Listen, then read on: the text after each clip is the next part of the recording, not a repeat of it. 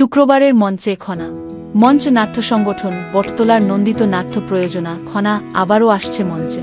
আগামীকাল ২-৬ এপ্রিল সন্ধ্যা ৭টায় শামিনা লুৎফা নিত্রা রচিত ও মোহাম্মদ আলী হায়দার নির্দেশিত এ নাটকটির প্রদর্শনী হবে বাংলাদেশ শিল্পকলা একাডেমির স্টুডিও থিয়েটার হলে। নির্দেশকের মতে খনা এমন এক আখ্যানের মঞ্চকীতি যা নারী ও শ্রেণীর প্রশ্নকে সামনে আনে। গল্পটা ১৫০০ বছর আগের হলেও আজ সমান প্রাসঙ্গিক। ঘরের বাইরে পা ফেলা নারীর প্রথম বাধা যে ঘরের ভেতর থেকেই আসে, তার প্রমাণও পাওয়া যাবে নাটকে। প্রজন্মান্তরে চলা যে কৃষি জ্ঞান ও প্রজ্ঞা খনার নামে বহমান তার ঠিকুজি কুষ্ঠির খোঁজে নাটক খনা চলে চাষিদের বেগুন ক্ষেত, কলা বাগান মারিয়ে ছোট্ট উঠান। আর খনা তার জীবনের বিভিন্ন প্রশ্নের ঊর্ধ্বে এক অন্য সত্যের মুখে দাঁড় করান দর্শকদের। আন্তর্জাতিক নারী দিবসের ১৭তম বর্ষপূর্তিতে কেন্দ্রীয় শহীদ মিনারে সহস্র মানুষের সামনে প্রথম মঞ্চায়ন থেকে শুরু করে গত ৮-৬টি প্রদর্শনীতে খনা দেশে বিদেশে অসংখ্য দর্শকের অভিনন্দন ও প্রশংসায় রুদ্ধ হয়েছে। প্রশংসা এসেছে গুণীদের কাছ থেকেও। নাট্যজন আতাউর রহমান বলেন, খনার ভেতর দিয়ে আমি সক্রেটিস থেকে নিয়ে মহাত্মা গান্ধীর মতো মহামানবদের উপস্থিতি উপলব্ধি করেছি। প্রয়াত নাট্যজন আলী জাকের বলেছিলেন, বলাই বাহুল্য, ঢাকার মঞ্চে আমার দেখা সেরা নাটকগুলোর মধ্যে অন্যতম হল খনা। খনার ৮-৭তম এ প্রদর্শনীতে অভিনয় করবেন শামিনা লুৎফা নিত্রা, মোহাম্মদ আলী হায়দার গো, ইমরান খান মুন্না, ইভান রিয়াজ, তৌফিক হাসান, মিজানুর রহমান, আব্দুল কাদের, সেউতি শাহগুফতা, মাহবুব মাসুম, পঙ্কজ মজুমদার, কামারুজ্জামান সাইদ, হুমায়ুন আজম রেওয়াজ, রানা তেওয়ারি, হাফিজা আক্তার ঝুমা, লোচন পলাশ, রিশাদুর রহমান রিশাদ, সানজানা ফারাহ, সানজিদা ইয়াসমিন, শাহনেওয়াজ ইফতি, আশরাফুল ইসলাম। আবারও ঢাকাই সিনেমায় পাওলি। নির্মাতা ফাকরুল আরেফিন খানের প্রথম সিনেমা ভুবন মাঝিতে দেখা গিয়েছিল পশ্চিমবঙ্গের অভিনেতা পরমব্রত চট্টোপাধ্যায়কে।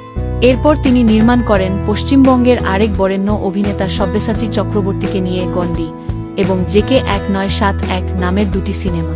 এবার নিজের চতুর্থ সিনেমা নীল জোছনার কাজ শুরু করেছেন এ নির্মাতা।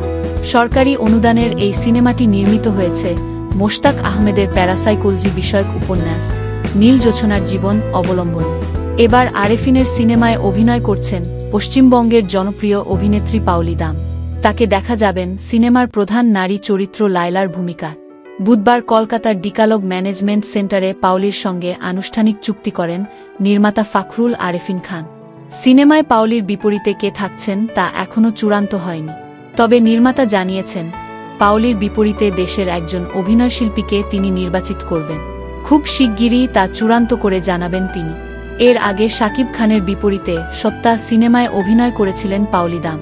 আবারও বাংলাদেশের সিনেমায় অভিনয় প্রসঙ্গে তিনি বলেন, গত বছর নির্মাতা ফাকরুল আরেফিন খান আমার সঙ্গে এই সিনেমা নিয়ে যোগাযোগ করেন। প্রথমে তার কাছে থেকে গল্পটি শুনেছি, যেহেতু তখনও মোশতাক আহমেদের সেই বইটি আমার পড়া ছিল না। এরপর যখন বইটি পড়লাম তখন দারুণ লাগ। বলা যায় এই সিনেমার সঙ্গে সেদিন থেকেই জড়িয়ে আছি, যার আনুষ্ঠানিকতা গত বুধবার হয়েছে। নতুন এই সিনেমায় পাওলি দাম প্রসঙ্গে এই নির্মাতা বলেন, আমাদের গল্পের অন্যতম নারী চরিত্র লায়লা, যা পাওলি দামের সঙ্গে অনেক বেশি যায়, যার কারণে আমরা তাকে এই চরিত্রের জন্য প্রথমে নির্বাচিত করি। আশা করছি আমরা পাওলিকে নিয়ে কাজটি খুব ভালোভাবে শেষ করতে পারব। নীল জোছনা সিনেমার দৃশ্যধারণ শুরু হবে আগামী মাসের শেষ দিকে। একটানা জুলাই মাসের শেষ সপ্তাহ পর্যন্ত কাজ চলবে। পাহাড়ে স্ত্রীর জন্মদিন পালন করলেন অরিন্দম শীল। কলকাতা জুড়ে চলছে তীব্র গরম। এই তাপপ্রবাহ থেকে দূরে ঠান্ডার শহরে স্ত্রীর জন্মদিনের আয়োজন কাটাচ্ছেন পরিচালক অভিনেতা অরিন্দম শীল। পশ্চিমবঙ্গের পার্শ্ববর্তী রাজ্য সিকিমের রাজধানী গ্যাংটক থেকে প্রায় ১-২ কিলোমিটার উপরে প্রকৃতির কোলে বিলাসবহুল রিসর্টে স্ত্রীর জন্মদিন পালনের পাশাপাশি একান্তে সময় কাটাচ্ছেন অরিন্দম শীল ও তার স্ত্রী শুক্লাশী। সিকিমের ছাঙ্গু লেক ও নাথু লা পাস ঘুরে মঙ্গলবার গ্যাংটক এ পৌঁছেছেন অরিন্দম শীল ও তার স্ত্রী শুক্লাশী। অরিন্দম শীল নিজেই তার সামাজিক যোগাযোগ মাধ্যমে বেড়াতে যাওয়ার ছবি পোস্ট করে স্ত্রীকে জন্মদিনের শুভেচ্ছা জানিয়েছেন। স্ত্রীর জন্মদিন ও বেড়াতে যাওয়ার বিষয়ে অরিন্দম শীল নিজেই জানান, আমার সিনেমা সাবাস ফেলুদা। সেই সিনেমার শুটিংয়ের জায়গাগুলো শুল্কাকে দেখাচ্ছিলাম।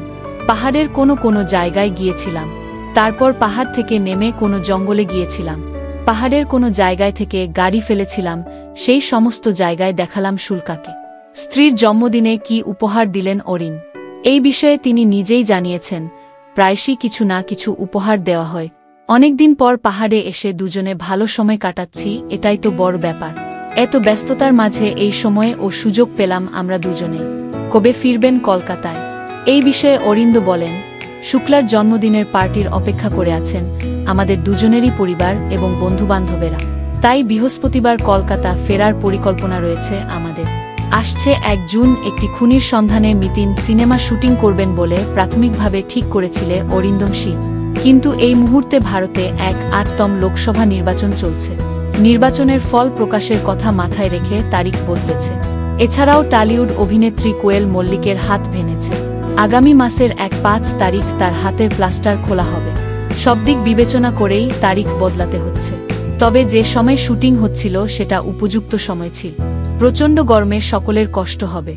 যত তাড়াতাড়ি সম্ভব শুটিং সেরে ফেলব, এমনই জানালেন অভিনেতা পরিচালক অরিন্দম শীল।